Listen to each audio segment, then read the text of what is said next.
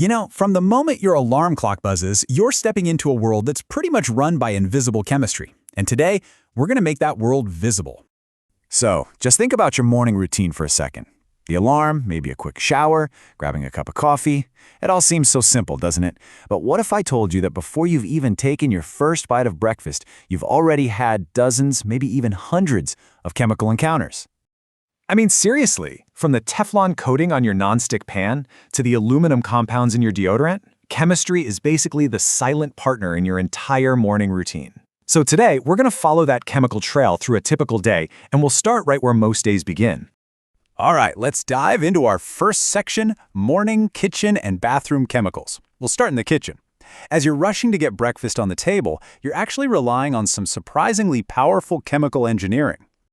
Think about that nonstick pan you use. That slick, almost magical surface is Teflon. It's a polymer that's so incredibly unreactive, it's kind of like a chemical wallflower. It just refuses to bond with almost anything you cook on it. And just how stable is this stuff? Get this. Teflon has a melting point of 327 degrees Celsius. That's why it can handle the intense heat of your stove, making sure your breakfast slides right off the pan every single time. Pretty incredible. Okay, so the pan is taken care of. But what about the ingredients? Let's head over to the pantry and take a look at a few really common salts that do a whole lot more than just add flavor. So here we have 4 chemical powerhouses that, let's be honest, we totally take for granted. You've got table salt for preservation, baking soda for making things fluffy, and then you've even got salts for disinfecting water and softening it for laundry. These aren't just things you keep in a box, they're functional chemicals, each with a very specific job. And let's just zoom in on baking soda for a minute, because this stuff is a true chemical multi-tool. It releases carbon dioxide gas to make your cakes light and airy. Its basic properties can neutralize stomach acid if you get a bit of heartburn.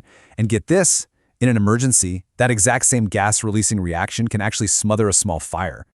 Okay, next up, let's step into the bathroom. Your deodorant. It has aluminum compounds that are incredibly effective at what they do, clogging sweat pores to keep you dry. But there's always a trade-off, right? These very same compounds have been linked to potential skin disorders.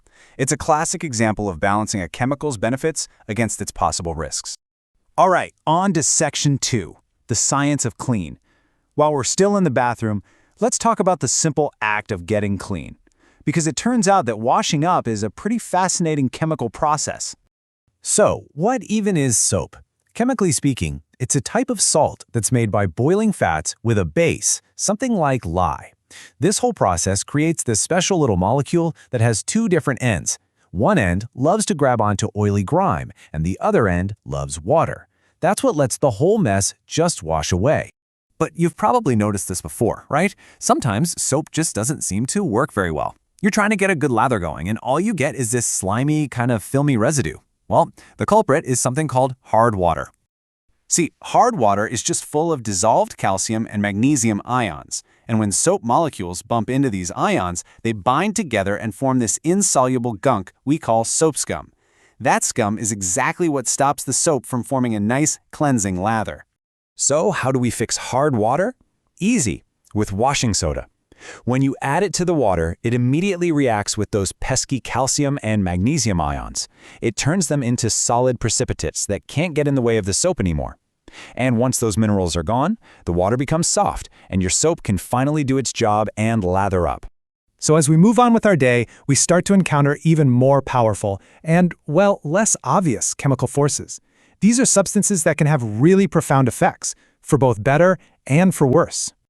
Let's talk about radioactive substances for a minute. These are elements whose atoms are just fundamentally unstable. They spontaneously decay, and when they do, they release these invisible but incredibly powerful bursts of energy that we call radiation. To really get a handle on the different types of radiation, think of it like this. Alpha rays are like big, slow-moving baseballs. They're easily stopped by just a sheet of paper. Beta rays are more like smaller, faster marbles. You'd need a sheet of aluminum to stop them. And then you have gamma rays. They're like powerful laser beams that can require thick lead to block their path. Now, despite its dangers, we've actually harnessed radiation for some incredible good. We use it in medicine to target and destroy cancer cells, in agriculture to preserve our food, in industry to find hidden flaws in materials, and even in consumer goods to make things like watch dials glow in the dark. But, of course, not all of these unseen chemicals are benign. I mean, just look at this warning about artificial dyes. The red color used in some festivities can actually contain mercury, a heavy metal that poses some really severe health risks, including skin damage and even blindness. All right, to wrap up our journey, let's look at how we intentionally engineer the surfaces of the objects all around us, using chemistry to make them stronger, safer, and just plain more durable. Ever wondered how we keep aluminum from corroding? Well, we basically give it a suit of armor through a process called anodizing. By passing an electric current through the aluminum, we force a thin, incredibly hard layer of aluminum oxide to grow right on its surface, sealing it off from the elements. And this is a pattern you see absolutely everywhere in our modern world.